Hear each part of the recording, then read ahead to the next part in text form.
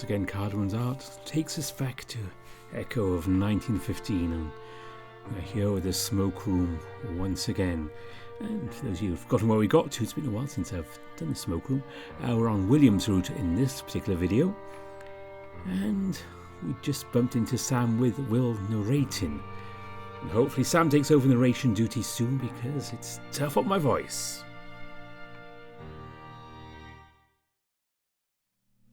What are you doing here right now? I was catching up on old business. Fair enough. I'm the one who lives here, though, so stop looking at me like I'm suspicious. I'm not suspicious.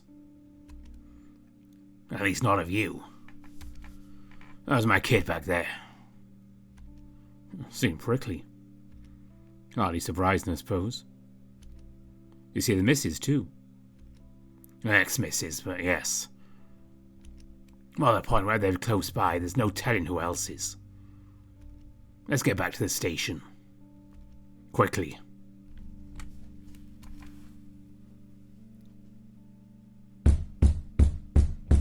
Hold on to your horses. Todd's tired face pokes past the slip of the opening in the door. His fur is a bit mussed and his shirt is extra wrinkled. You alright, Todd? Well, sir, yes, sir. I think a bit of hot soup and a few laps around town won't fix. Running at this hour? Will he trip over his tail? I think that you're trying to go awful quick. Well, good night's sleep keeps me spry, sir. I need to check in with my folks soon, anyway. You're leaving that Clifford isn't in there behind you. Oh. Well, that's because he isn't. What do you mean he isn't? Well, he said he was ready to leave. You were supposed to be watching him. It was for his own safety. Well, he wasn't under arrest now, was he? No, that's not the point. Well, around the things to distract him with, I didn't feel good about making him stay. I really ought to get some rest, Sheriff. These shoulder naps ain't cutting it. The otter hops down the stoop and waddles across the street with a distracted look on his face. Todd, wait. Sir? Before you go, I need to ask. Whereabouts did you first find Huxley's body? He scratches the back of his head as if trying to remember. Well, a ditch on the side of the road, come back the direction from Peyton. About a 15 minutes walk east from the station. How close enough to plenty of houses with an icebox, then? Was anybody near the body? Oh, sir, no, sir. The road was clear. I must have been dumped. By a wagon? Or something like that. Well, I was glad to be of help. Well, could you also let me know? But he's already gone. William exhales. He looked distracted. Comes and goes in waves. He's been clumsy with just about everything the last few days. What do you think the sudden exit was about? I know that's something irritating. I'm gonna find out soon, though. I always do. The inside of the prison's a lot less dusty than we left it, which would explain the filth on Todd's shirt. Will's eyebrow lifts as he examines the floor, resting his paws on his hips. Then he walks past the door to his office, stops, then walks backwards, cocking his head as he turns it, pursing his lips as he squints. Oh, for the love of... I walk in through the door to see what he's fussing about. The scattered papers look cleaner and stacked neatly. His office is remarkably clean. The papers are stacked, the stamps are organised, there aren't any stray sheets of paper lying around. I told Todd not to mess with anything. There ain't anything better organised this way. I already had an organised system. Now I just won't be able to find anything for days. Oh, great. I see a note of patent stationery placed on the table. It has a mint scent to it. What else did he leave? There's fancy lettering in ink. Oh, it says something. Oh, it says what? I do so love a desk with a shine, and I do so love the scent of pine, for a share of reputable achievements, to address every public grievance, whilst not buried neath papers supine. Big words. Big ego. Insolent bastard. Should have known better than leave Todd alone with somebody that pushy. Not something to clean up for you, though. Because I ain't doing that. Didn't ask you to. If complete strangers organise my personal documents, they have more than enough opportunities to steal information. I'd at least check to see if everything's here now. Yeah, all hell's going to break loose when people find out who's pissing in the watering trough. I pocket my paws and start walking to the direction of the front door. Or maybe where Nick saw you walking back a month ago. I squirt on my heel. You wrote that down? You're lucky I burned it. There's all sorts of information in my notes, Sam. They're not for just anybody to look at. We don't know if they even looked at anything. Yeah, you're right. We don't know. I'm worried enough about what is, not what might be. I'm not asking you to be worried. Just prepare for ugly possibilities whenever something like this happens. I think you're on edge. Do you really need to go and drag me back just to scare me about Cliff looking at your papers? Or did you find out something important in the last 3 hours? I found out my ex-wife is working with Mr. Hendricks. I bet that stings, but so what? She showed me a photograph somebody took of her while she's been sleeping. It's her apartment back of the city. Which means it's almost certainly a mobster. I click my tongue. Didn't you think it was mobsters back of the tunnel? I don't know what I heard back there, but a photograph's a photograph. And I don't think she's lying to me. So what? You think Hendricks is responsible for that? Could be. Never talk much with him about my wife. Or anybody for that matter. His lips tighten and he nods. So something I'm not close to had to tell him about her. That means he has contacts who can supply him with information that isn't easy to get. Closeness of his contacts is the question. Either he's paying somebody a pretty penny for knowledge, or he's making deals with long-founded partnerships. Any idea which? Certainly the former, since the man is loaded. As for the latter, I don't know how many bridges his father or his grandfather burned. There's a lot of nasty rumours still dogging them from what I hear around town. Nasty? How? Stories I hear go something like this. Over 50 years ago, James's grandfather, James I, hired a Meseta manservant who had a good social relationship with. Over the course of that partnership, said manservant allegedly murdered over 24 children, Meseta and settlers alike. Only some of their bodies were recovered. The man was lynched by the town before there was a trial. People also tend to say that James was very reluctant about this series of events, leaving the manor and the mine to his son, James II. That's why there's so much pressure on Hendricks if it was the servant's fault. Some people say James I was too concerned his beloved homestead getting associated with the actions of a serial killer and he's too slow to act. Others say the killer was James I's lover. Folks around here always try to say that deviant behaviour all leads to the same end. Don't know how much stock I can bring to that version of events. Either way, those events cast a shadow on that family, despite James II's success with the co-ownership of the mine, and James I's success with the food industry by the coast. I don't see his problems would be finding out what he needs if he has money. Well, money can get you a lot of things from people who need money. When it comes to deals and interactions between families who have had money for generations, well, that's when money only goes so far. If James is responsible for directing Hattie here, then his family might still have some of his old connections. If he didn't, then somebody else is responsible for what happened to her apartment. If somebody had the ability to find her up north, they certainly have the ability to keep tabs on her here. And me, too. You think that has something to do with everything that's been going on in Echo? Well, maybe not everything. But somebody wants to keep me busy. Preoccupied at the very least. Seems like their plan's working. I'm guessing you didn't pick up any leads again. Good news. You're wrong. Oh, yeah? Why, yes, indeedy, Sam. I found out Huxley's gun was pawned and then repurchased. So how's that helpful? Because it's brought real close to the days it went into somebody else's hands.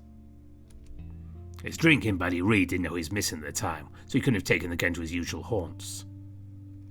So he left the house with a gun, or he didn't, and Marcy was around to see what happened to it. She at the very least knows somebody broke into her home. So you're going back to Marcy's in the morning? Yep. Come with me again. Why? Because you notice some things that I miss. I need to bounce ideas off of somebody other than Todd. If Todd's not useful, why don't you just fire him? So he's good with people. He's been a deputy longer than I've been a sheriff. Locals wouldn't be happy. He served under the former sheriff. Shouldn't he have been the sheriff after the old guy left? Usually that's how these things go, and that didn't happen. My big he was too young. The prior sheriff's leave was sudden. The city hall sent out to a scouting campaign, bringing me around town to talk about my experiences and held the election. The rest is history. You came off a lot more strict back then. Because I was. I wasn't used to 6 o'clock meaning 6:15 when everybody makes plans around here. I found that the nature of a place changes you more than you'd like to change it. It breaks you when you're stiff, so you can choose to bend. I'm sorry us Hicks have disgraced you so. I meant no harm by it. I had a bend for the big city too. Hard sometimes to take my mind off where you're from in the past, just as much a part of who you are as where you live now in the present. Is that just a fancy way of saying the past will catch up with you? More like the past is always here. He looks like he wants to say something, won't allow that for himself. Then he takes a seat in his chair, sitting on it backwards while he drapes his arm over the back and holds his wrist. Stay the night again, Sam. Need me to take care of you again already? Just to sleep. Might as well, since it'd save you the walk in the morning. His leg begins to bounce like he can't sit still. You're still paying, right? Why, you think I'm cheap? I pull back the curtain and see if I see anybody moving around outside. The street looks pretty dead. Just making sure. He spins in his chair, almost like a kid. I'm wounded, Sam. I'll get you a bandage in the morning if I remember. You're comfortable sleeping in my bed again? Well, I already done it once. Yes, making sure. It's no trouble putting together a pallet for you. I said it's fine. He smirks a bit. Did I just see you wag? Coyotes don't wag, Sam.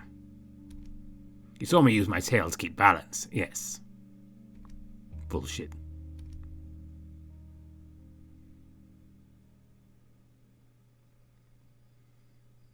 William's arm holds me by the waist while I sleep. I can tell he's asleep by the way his chest is rising. Usually I worry about getting too hot, but I often forget how cold it can get until it's dark again. I sit in silence, wondering if I'm going to hear those noises again. Scratches inside the walls. I try to listen for them, there's nothing. That's when I realized how tired I am. Sleep takes me.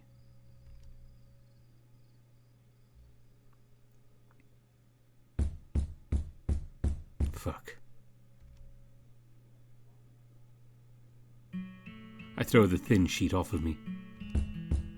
William is sitting by his desk, smoking his pipe as he ignores the beatings against the door. That's not Todd again, is it? I can tell it is by the way he knocks on the door. Does he do that every morning? Only when I don't beat him to the lock. Why don't you just give him a key? I told you before you ought to know where the spare is hidden. I mean, one of those dangly ones on a chain? For his belt? For his belt. Maybe. You know, I stay in bed longer when my temperature's higher. So it's technically your fault he's out there banging. He shakes a tin of instant coffee into his mug and starts downing it before it's completely dissolved. You can add any sugar or honey to that. His glance flicks to me, then he tips the mug higher, down it as fast as possible. The empty mug clatters to the table as he lets it sit.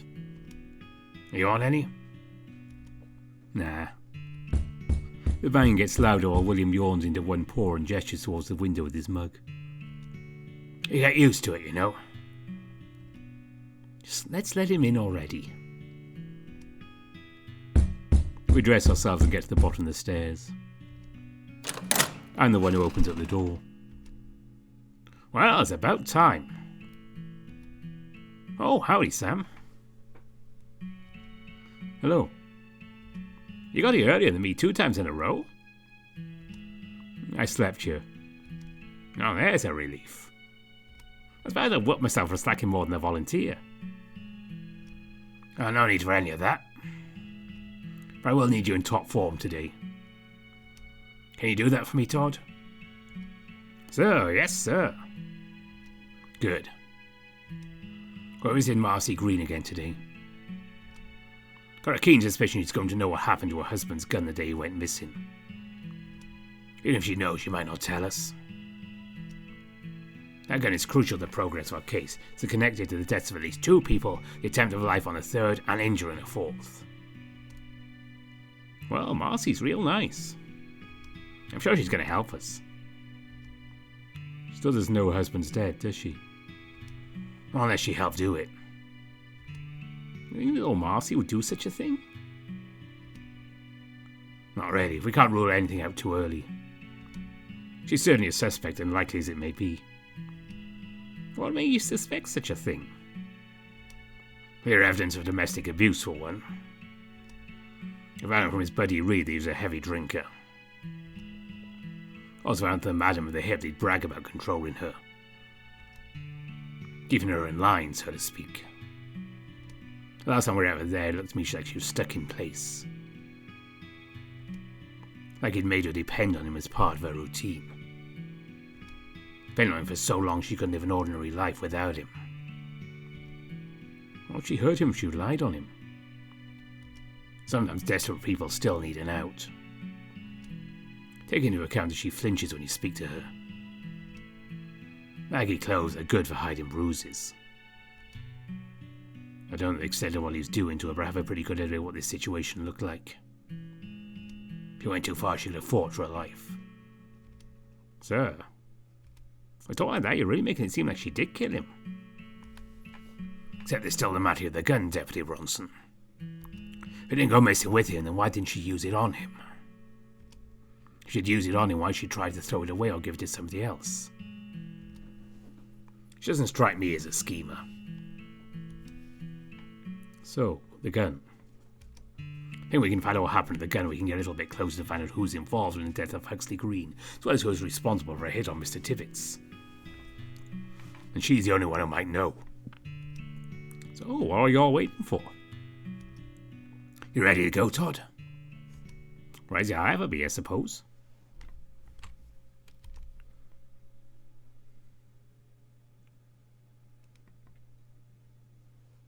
When we come by Marcy's cottage, it's close to the state it was in a few days ago. Except there isn't that pastry kind of smell anymore, with cinnamon and baked butter. Doesn't smell much like anything. Just a bit of overturned earth and dust. Marcy? My knuckles rap against her door. It's the sheriff. I want to talk to you again.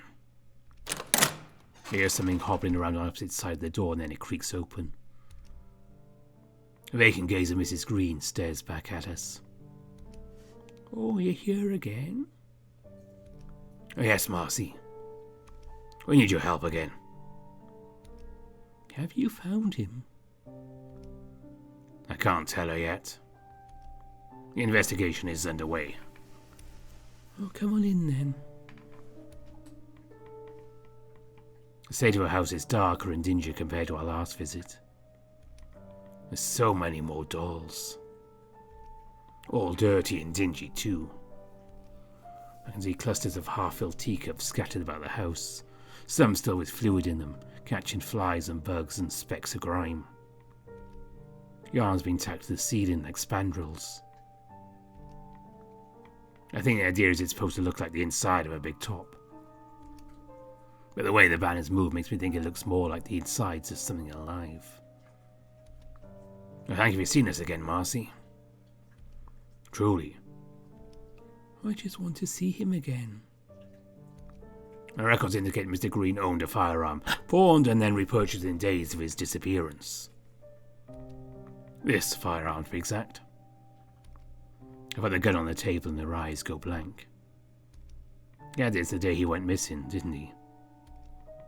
She lifts her thumb and sticks out her finger, mouthing gun noises as she points it at me. He's a good shooter. Rodeo Romeo. Gonna take me away. Rodeo Romeo. Gonna save the day. Rodeo Romeo.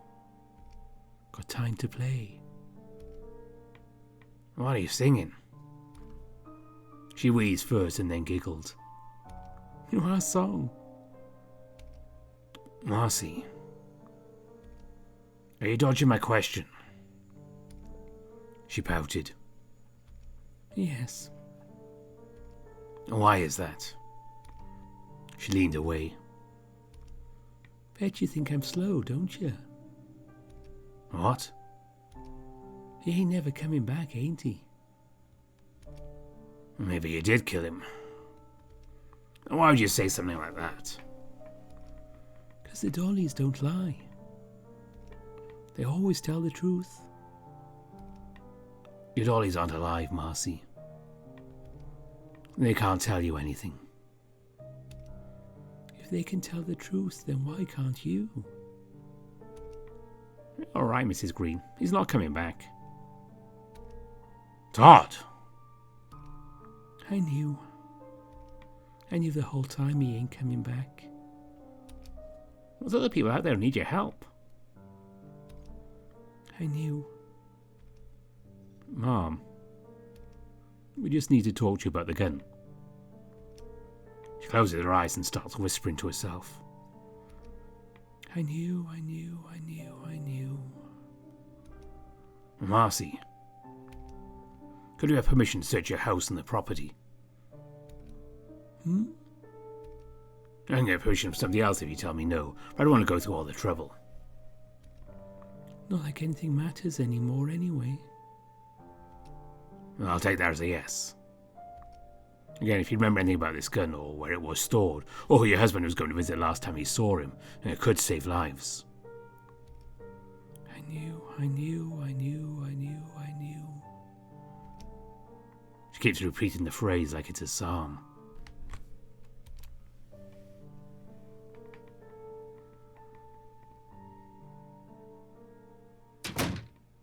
The door shuts behind us on the way to the cottage and the window gets shuttered. I could hear a soft wailing from the inside. I'm afraid of that woman. Well, she's traumatized, Sam. And now more so 'cause Deputy Bronson can keep his fucking mouth shut just a little while longer. Well, I don't think you should lie to her. I thought I explained to you she's a suspect. Now she's got something to hide that will never get it out of her willingly. So now what do we do? Well, scout the property for a few hours and wait for her to calm down. Now he's got to hope she isn't guilty and she'll be in the right mind to cooperate. Till then we also look around. Why don't you and Todd search the ground surrounding the house while I search the road? What should we be looking for? Oh, trash or wheel marks or scraps of clothing. You could start with the shed. She probably has more outdoor storage around here, and that's worth checking too. I need some time to myself to think about how we're going about this again. Get on with you then, Mr. Bronson. I'll get to show you the ropes for a spell. Let's try to meet back in front of the house in a few hours. Hopefully no more than 2 at most. Will trots off down the dusty road, disappearing as he turns past an outcropping of rocks. So, how are we supposed to go about this again? Well, we can start with a general sweep of the perimeter. Just think about it like it's a nice walk. Yeah, there's more to it than that. I think it's best to get a general impression before we get bogged down by any details. Just keep your eyes and ears open, enjoy yourself. The Green's property is a lot bigger than I thought it would be. I suppose it makes sense they'd have more room for how far away from downtown they are. It takes us about a 10-minute hike before we see any trace of anything at all down the dirt road. We can see Emma in the distance through a copse of trees. There are a few shallow creeks and ditches full of smooth pebbles around. So how big is the Green property? 50 acres, roughly. It's a huge amount of land for the little cabin to sit on. Ahead I see a ramshackle building under a thick pine tree that looks like it might be a tool shed, considering it ain't that big. I think it's locked. Yeah, I reckon so. The Green always did good touch about people staying away from his things. Let's just try. We walk past pots of succulents here and there, next to squatting ornaments of cast iron imps and gnomes and angels, all with pudgy baby faces. There's a thick padlock over a horseshoe-shaped bar shoved into a very thin, very rickety wood. Take a look at this puppy. He pulls out a pocket knife and pulls out its sides, showing off a set of oddly shaped blade ends. Bet if I can fiddle with this for half an hour and get the right feel, might be able to get us inside. I jiggle the U-shaped bar and it comes clean off the wood with the lock falling into the ground. Well, yeah, that was a good idea too. The door creaks as we walk inside the dusty shed. Specks of light play off the surface of rusty tools on their racks, and the cobwebs in the corners of the room glimmer. You see anything out of the ordinary? Well, there's a hoe, a shovel, a can of oil. A wire bin with some pine needles on the bottom, a few cans of paint. Nothing much out of the ordinary. Guess we can put the lock and the door handle back in place. Shall we look a little longer? I guess we could, but I think we've seen everything. Right. We've been here less than a few minutes. We've probably missed something. Sure, there's still a whole lot of land to cover. There ain't a whole lot beneath the surface, you know. I think it depends. Maybe you're not trying as hard as you could be because you knew him. No, who exactly?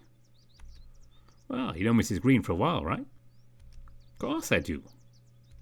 Uncle works at the banks. My family always exchanged gifts with the Greens.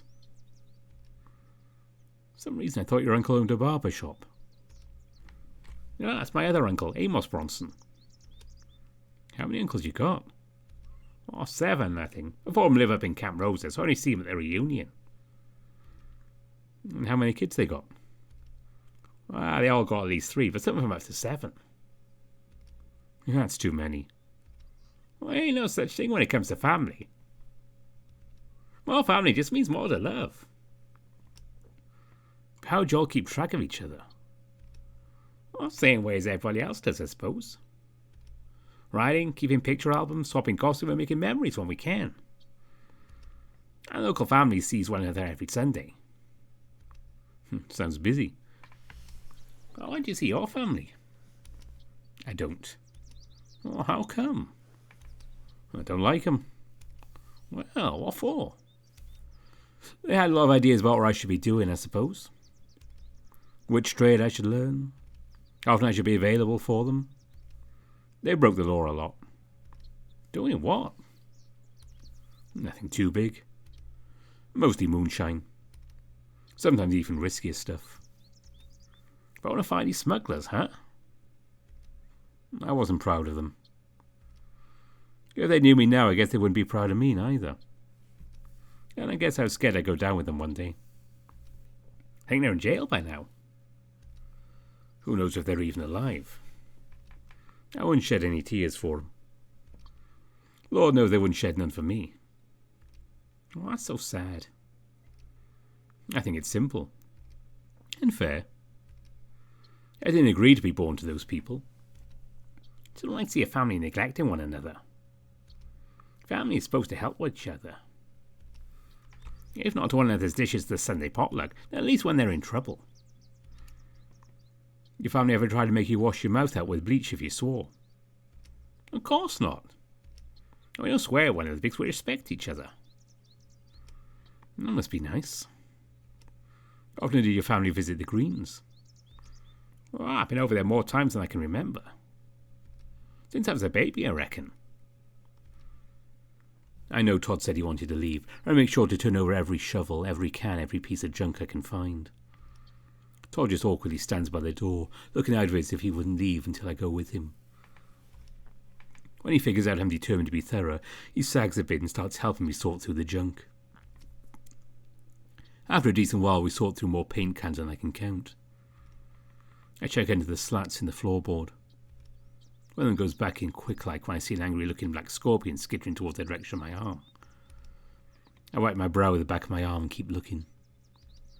Todd looks me back with that wide stare. Find anything yet? He shakes his head. Well, we've just got a few more things to look through. Do you know if Marcy owned the house before Huxley? Oh, no, they've been together my whole life.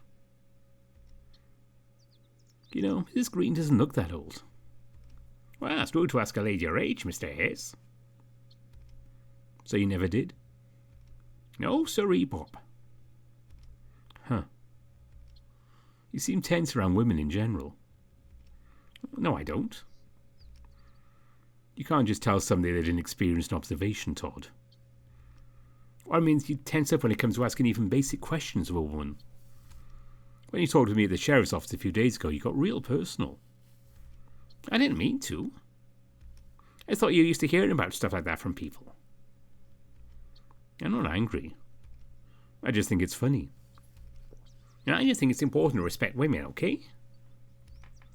There's also the bad people out here who jump at the opportunity to dishonour them.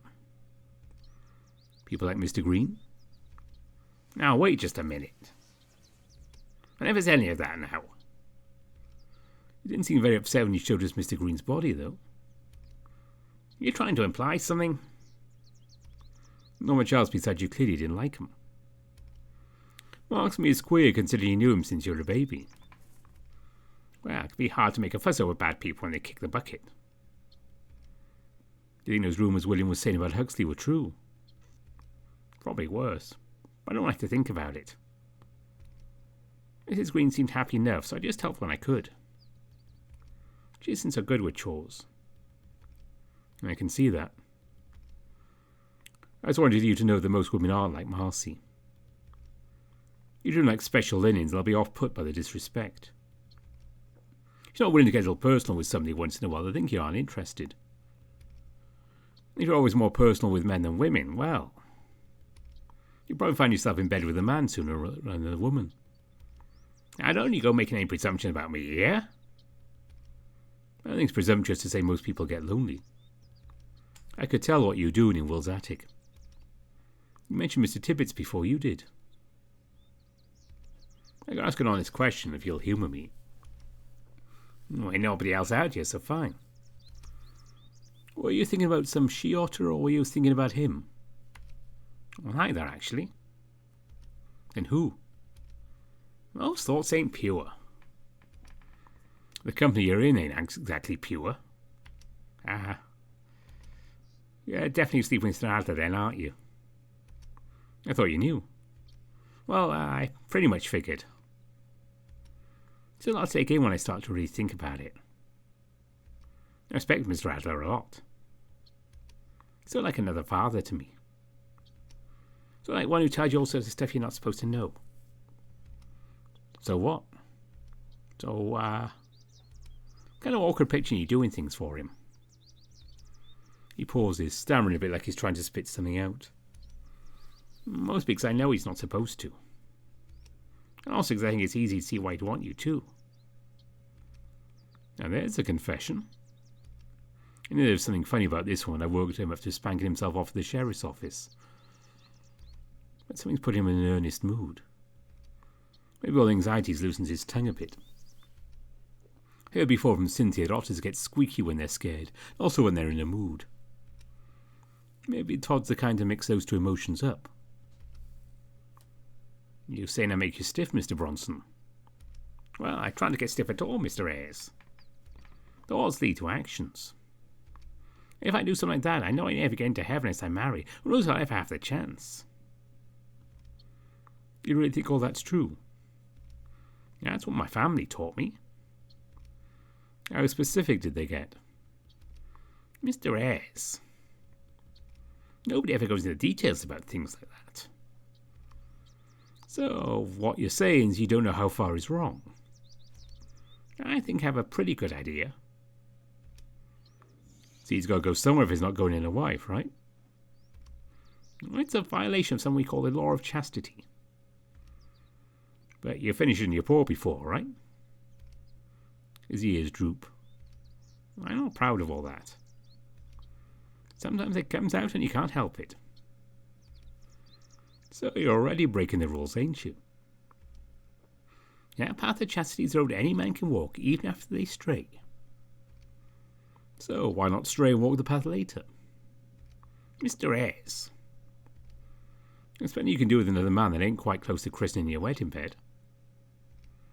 Sometimes it's just a matter of helping each other get the stuff out. Yeah, how far could we go if I want you to stop? Well, as far as you want if we're quick about it. I don't know if I'd feel right doing something like that in Marcy's shed. A few minutes ago, suddenly he didn't want to do anything at all. There's that ottery smell in the air again. But he certainly does want to. And can it be outside? Out in the open? Well, feels less disrespectful to indulge in earthly pleasures out in nature. There's coverage behind the shed. And ain't nobody comes this way. You, really want to do this? Do you? I'm asking him and myself both the same question at the same time. I don't know.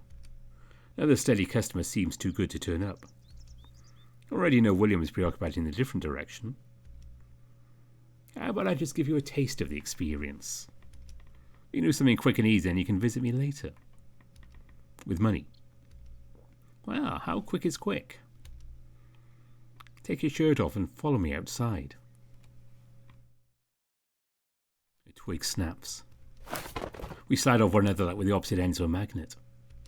Fuck, fuck, fuck. I look around. Don't see nobody.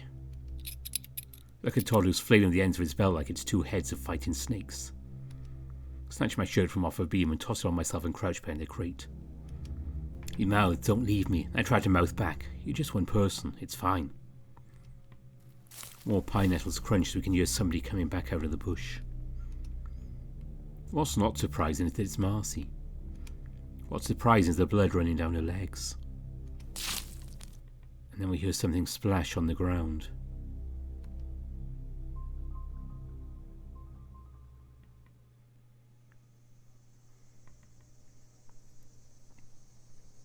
I still can't believe Todd spilled the beans on Huxley. Marcy falls through, we can't find any evidence of where the gun went. We're out of leads and probably out of time. Pretty sick of carrying around this pistol. Use your weapon alone and connect this many people. I just sort of believe in Cursor to have this thing melted down to the conclusion of this investigation. I'll leave that to Marcy, but she's not looking too good. I come to the part of the road that's a three-way juncture. East of downtown, west of Peyton, south of the railway tracks. That road directly north, I'll be at Hendricks Manor. Sooner or later I'm going to have to investigate there. Even if she's going to be there. What sort of game he's playing with her. Did he put it there to keep me away? Did he put it there because he knew I'd be too stubborn to resist an investigation? Up ahead I see something bright sticking up out of some of the rocks. A discarded gum wrapper. Tutti frutti, huh? Don't recall ever seeing Marcy chewing much gum. Huxley's usually too busy with a bottle. This doesn't look old. Makes you wonder who's been putting this stuff in their mouths. Good afternoon, lawman. I take a big step backwards. Christ on a cracker. Ain't you a sneak? Well, I wouldn't be satisfied with myself if I wasn't. And that's enough tomfoolery. This path's something of a detour from the main roads. What's a fella like you doing all the way out here? Truth be told, I was looking for you. Looking for me? How did you know I was going to be here? Trailed you. Trailed me. Bit suspicious to admit that, yeah? Well, a bit. I'm impatient. Why come there's such a lack of bounties posted up in this area? Man's gotta eat as well as wet his whistle. You look pretty well fed to me. I regret to inform you, we're a bit of a podunk. A whole lot of high-profile criminals to apprehend around here, so much need for any bounties. That is a little different to ones I hear. Plucks a piece of grass off the side of the road and twirls it between his claws. Your family's selling off houses. Your coal workers all up in arms. And now bankers turn up dead for sure. Eavesdropping on us, were you? Troubling times, Mr. Adler? What do you want, stranger? I think you missed the part where I told you I'm very food-motivated, Sheriff. You give me a bounty, I'll be happy to deliver a head. Fuck off. 2 heads in the day and they can even be alive if you're one of those bleeding heart types. All I think that's bleeding is my stomach from the ulcer he gave me. Scram. Ah, come on, don't be such a poor sport. I know how much they all rely on bounty hunters, there's no need to be so prideful. I helped plenty of lawmen in the course of my career. How many of them are dead or scandalized now? Only the ugly ones. Charmers don't last long around here. Who says I plan to stick around that long? I just need a few names, a few pictures, and a fella wallet. I'll be merrily out of your fur. I'll let you know names once I have some. He whistles. I didn't take a man with that many scars for being a slacker. I'll take an extra nap today and think of you. Can't be damaged doing that help when it's sitting in front of you. You're stumbling around. I'm hungry. I'm bored. Let's come to an understanding. I need information more than I need a maniac pumping lead into suspects right now. That's always part of the job. No killing, no violence. Do we have an understanding? Unfortunately. Okay then. Unclench my fist and show him what's inside. This your gum wrapper? He blinks at the pack I hold out for him, more a little derisively. Sure ain't. That's all I've got to go off right now. You gotta be funning me. Do I look much like the funny sort to you? Fine. I can work with that. What's my rate? An eagle if you tell me something useful. He whistles. Not a bad start with his little word of mouth. I'm not bullshitting you, you know. I'm good. I guess we'll see. I walk away, leaving to the weeds and the creeks as I push past infant pine trees back in the direction of the house. I hear a small crunch where I thought I'd hear nettles. I look below my feet and can tell what I'm stepping on isn't any plant debris. Looks like a small tube with a spool on the end. Weird place for something like this to be. Probably worth noting.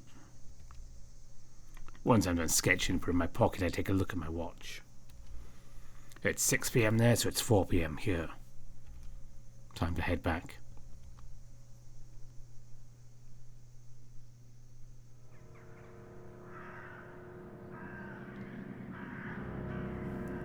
Marcy Green inhales slowly, then outside the street that goes well beyond the boundaries of her property into Lake Emma. I can't tell if she's screaming at us or from pain. Todd crab walks several feet away before scrambling to his feet, chest heaving. Marcy crouches, squeezes her eyes shut, looks into the sky and yowls. Birds above us caw as they disperse. Are you okay? Look at Togs, I can't believe he just asked that. He looks at me in a daze. She cries out, sinking to the ground on her knees as a pool of something dark expands below her. Oh shit. That's... I only realise right now what's happening. What the hell do you all think you're doing? She's in labour. The fuck you mean she's in labour? I don't think I stuttered. Will lets out a slew of curse words. Paul, go inside her house and get her a clean sheet. Okay. He runs a little stiffly as his thick tail trots behind him. Will holds Mrs. Green, who's shaking violently. A deep breath, Mom. Help me move her, Sam. I try to get under one of the pine trees in the most shade. The coppery smell of blood is making me dizzy. She's leaving thin, splattery trails as she moves.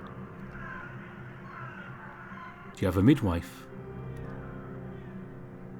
She looks at me like she's lost and shakes her head and starts crying again. I hear Todd's footsteps. He races back where it looks like the tablecloth.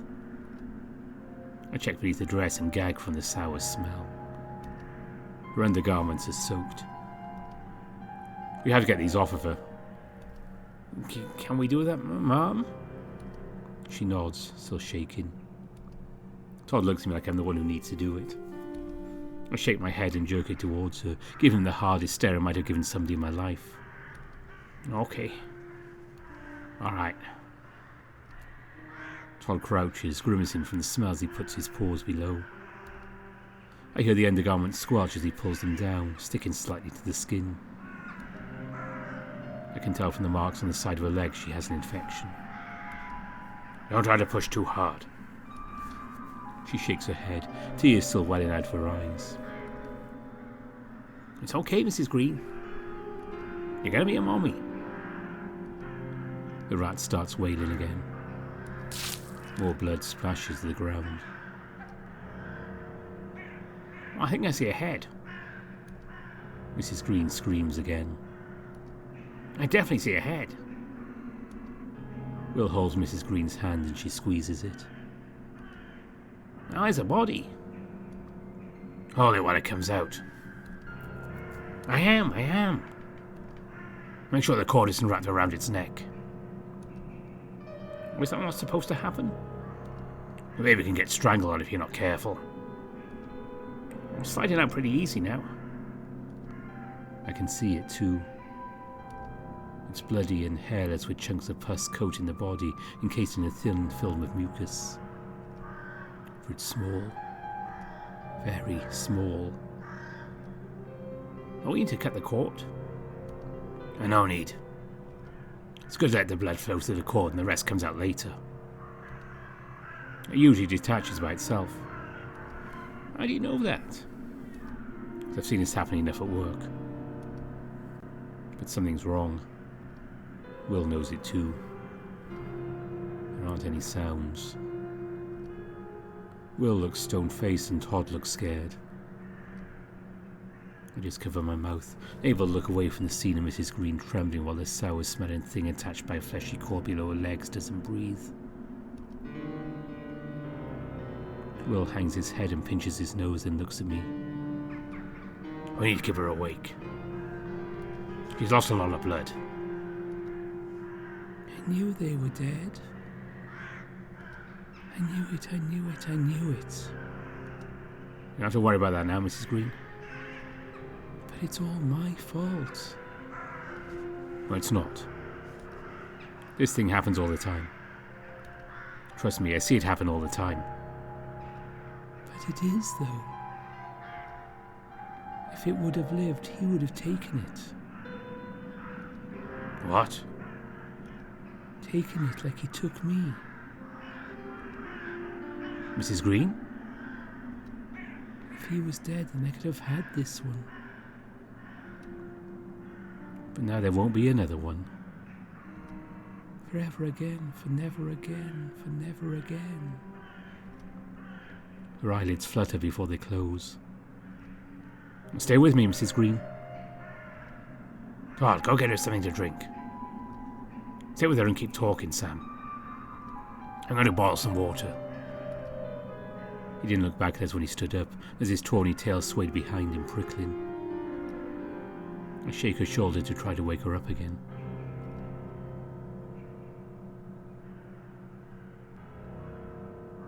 For the love of God, what is wrong with this place? I stumbled around the kitchen cluttered with half-filled cups and spoiled dishes, looking around for the biggest pot I can find. Open a cupboard, see what we have to work with. Mostly sealed jars of perishables. And a jar of something else. I've seen this route before. She really thinks it was a better fate than living with her husband.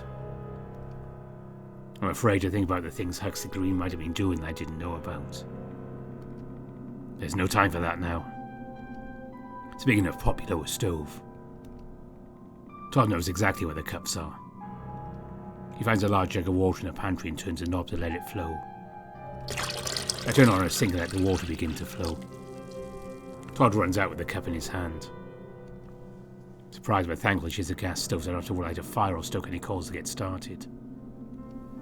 I have to find a place where Marcy can lie down. The couch is so covered with these damn dolls that she has no place to sit. Upsetting her further will just add stress. I go to her bedroom. Thankfully it's a little less cluttered than her living room. For her bed. More dolls? No, that's just one big lump beneath the sheets. I don't know if I can take it if it's a big doll that looks like Huxley. Thankfully it isn't.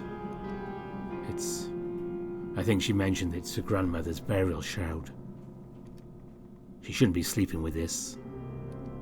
It's covered in mold. No wonder she's sick. I start to push off the bed, but it has a weird feel to it. It lands wetly on the ground and makes a noise that makes me want to gag. This bed is unsanitary.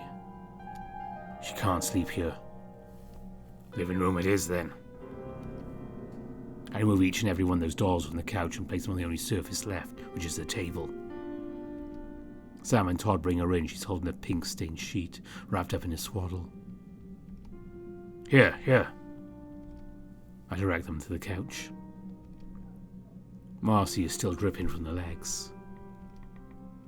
Bedroom. No, Marcy, it's not clean. She holds up the sheet. I want to put her with the others. With the others? Oh, God. Todd takes it for and disappears into the bedroom. Thank you. Always such a good boy. Sam leans into me, whispering in my ear. The afterbirth wasn't whole when it came out. I feel the fuck roll out of me like it's a gasp. Marcy, who's your doctor? Medicine? I've had my fill of medicine. We already know everything, so there's no need to hide anything from us anymore. You're very sick and you need help. Todd comes out of the room looking a little queasy. I put her on the bed. Marcy whimpers again. Okay, that's enough. Let's talk in the kitchen. They both follow me. Okay, this is really bad. Just having access to mice will be enough to reduce the swelling. I know she has an icebox. You do? Well, she used to make tarts. Like I with frozen fruits. Think real hard, Todd. Where she used to go before she'd make those desserts? Well, here in the kitchen. It was always Mr. Green who gave the fruit. I jump in the air and listen. These boards sound hollow to you all? They do. Help me move the table. All three of us give it a good shove, letting the dolls fall off as we move them. There's a rug beneath the floor that matches the colour of the wood pretty well. I bend down and give it a tug. Well, I'll be. Think that was here the whole time? I think we might have found where they keep the ice. Is it locked? Well, not securely. I point at the hinges. They're not the kind of lock designed to keep anybody out. Well, the kind of lock that keeps you out long enough to get caught trying to break in. I shake the lock and change to show how noisy the setup is. Todd flinches. I grab the hammer I saw under one of the counters earlier, hold it against a hinge. I think I've more than enough excuses to do this by now. Top of the planks crunch as the hinges come off. Wait, before you don't find an icebox down there. I'll make some repairs and issue my apology. Position the hammer again, putting my body weight down on it until I hear the crunch. The trapdoor made of planks flips out easily from the top, rattling. I guess Mr. Green thought he was slick. It worked on me. Yeah, that's not surprising. Most of you don't tend to expect something as eccentric as this from a banker. We climb down a 9 set of stairs that wobbles as we move beneath it. It's dank and dirty down here. There's plenty of cobwebs. I'm sure I saw a few things crawling around the floor at the corners of my eye. I see a dangling light bulb and pull the string. There's not much down here but a tall black chest and a wooden crib painted white. Well, what's something like that doing down here? I slide my fingers along, expecting to find grime or dust from being in storage. It's clean. There's a doll here too. Well, this looks expensive. They're not the other ones we've seen around the house. What's in the icebox, Todd? Well, ice. And huckleberries. I follow him to it, and he opens it. The icebox is separated into different sorts of shelves. Hey, William? Yes, Todd?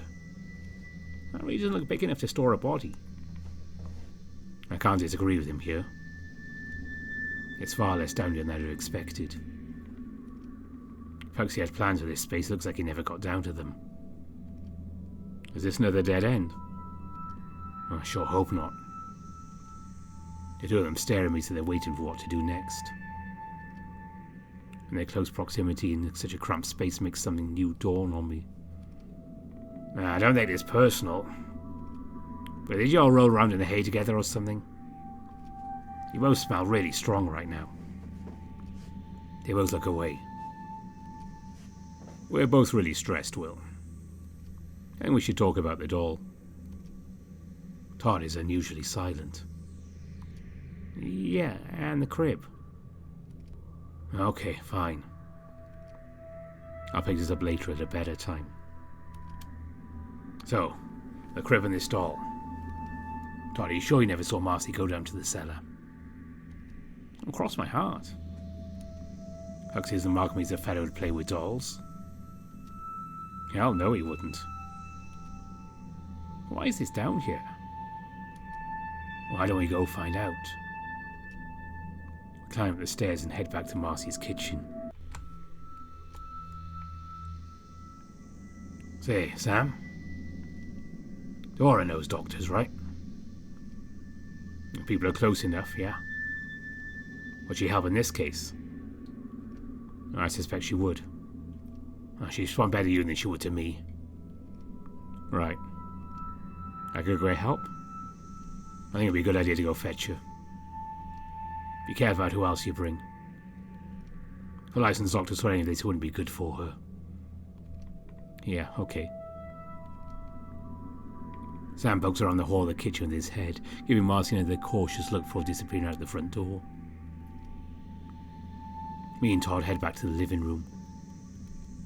She's staring up at the ceiling, holding her paw up, feeling one of the yarn streamers tacked to her walls, letting it slip through her digits, coiling them up.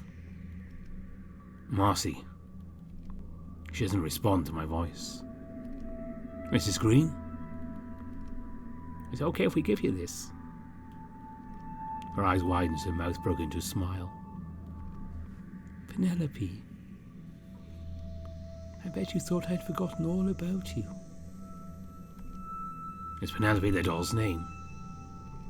No. That was my sister. The doll is hers. Did she give it to you for safekeeping? It doesn't look cheap. Because it wasn't. I stole it because I was jealous. But I was going to give it back.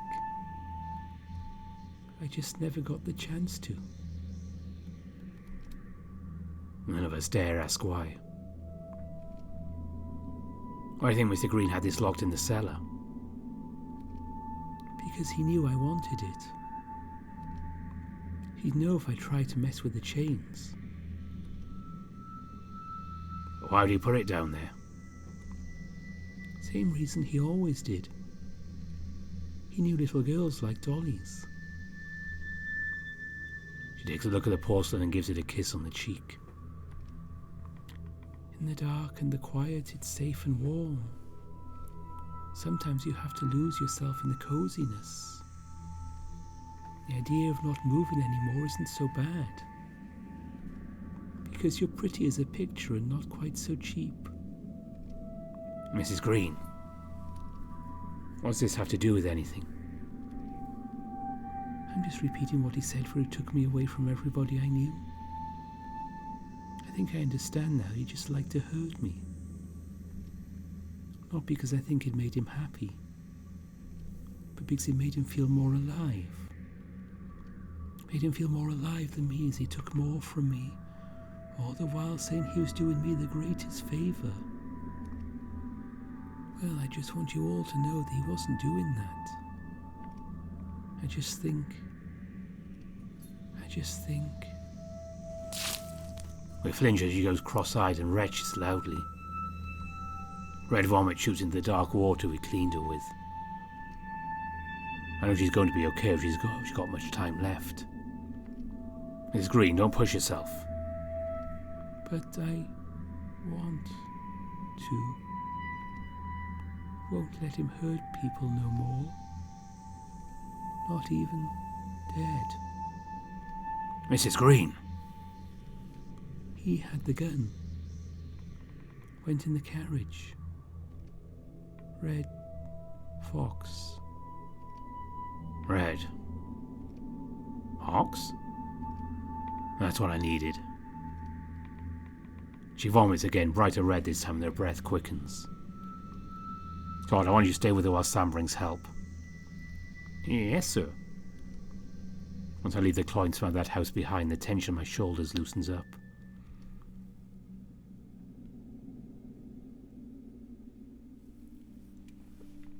The general store is probably closing up by now. I can usually find Mr. Burns and his son there after hours. So I walk on over and mull over the things I'm going to say and how I'm going to approach this. I knock on the front door with the back of my wrist. Ralph greets me at the door. Don't you know it's closing time?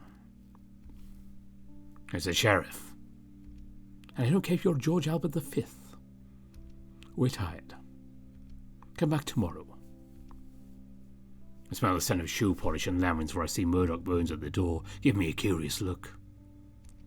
Probably either he came to the door and not his father. He's the one I work with most.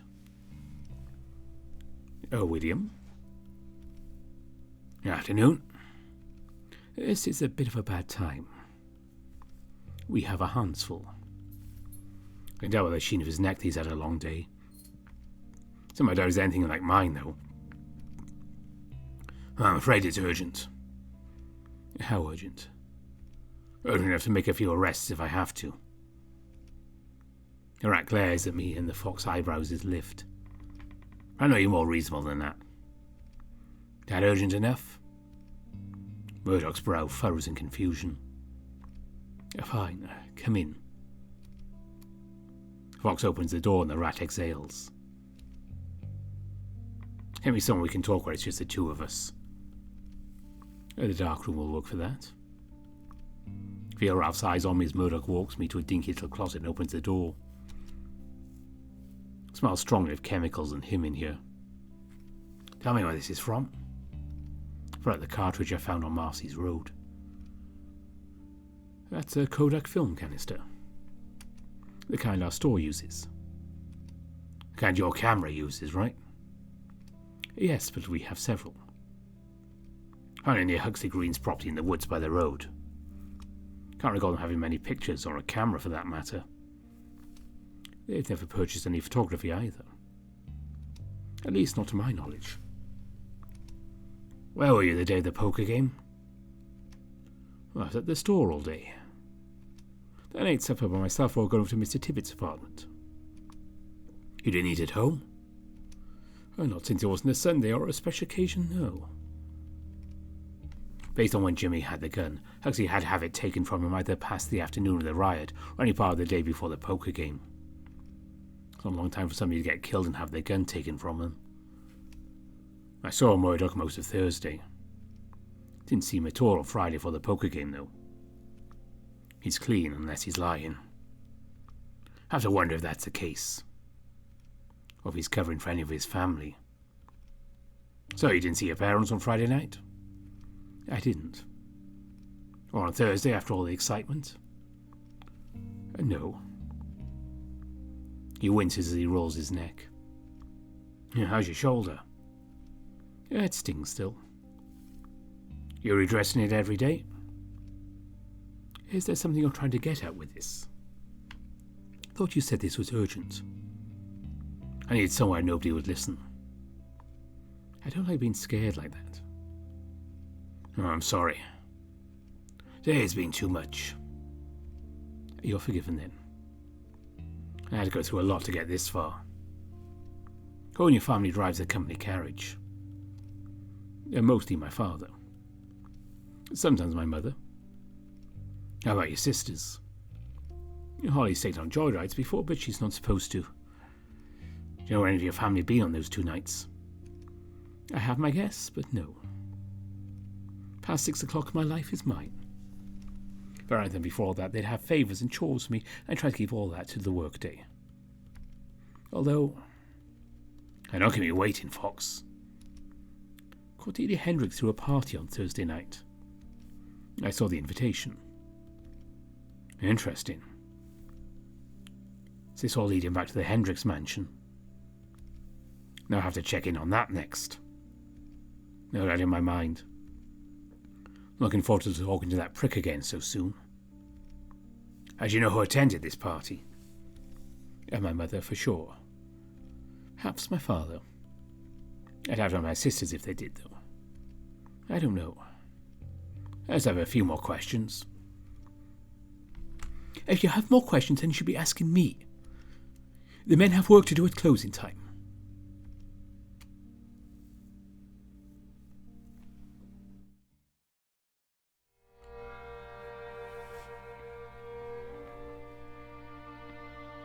Well, that's like a bit of a turn I don't think most of us were expecting. And that is it for the smoke room for the moment.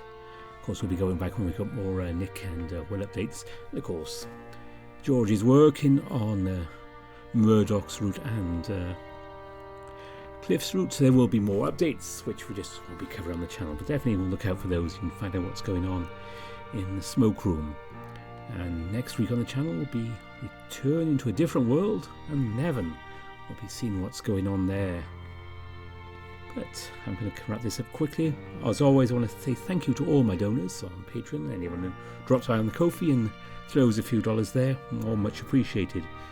And my top patrons are Marcus, Evan King, Exak, Aaron Fox, Mohammed Al-Zamel, Andy Peng, Kajit Cook, Samuto, Big Booty Judy, Burnt Toast, Kartek, Kobus Visser, Isuksu, Lark Huskaton, Bastian, Brian Hall, Tiger Cub, Adek Horval, Anubis Silverwind, Dissonance, Grizz, Spiderling, Kopi, and Sindri Dragonwolf. So special thanks to all of them. I'm mentioning Grizz, the public update for Password this month was actually for a route we're not covering. It's actually for the Path F.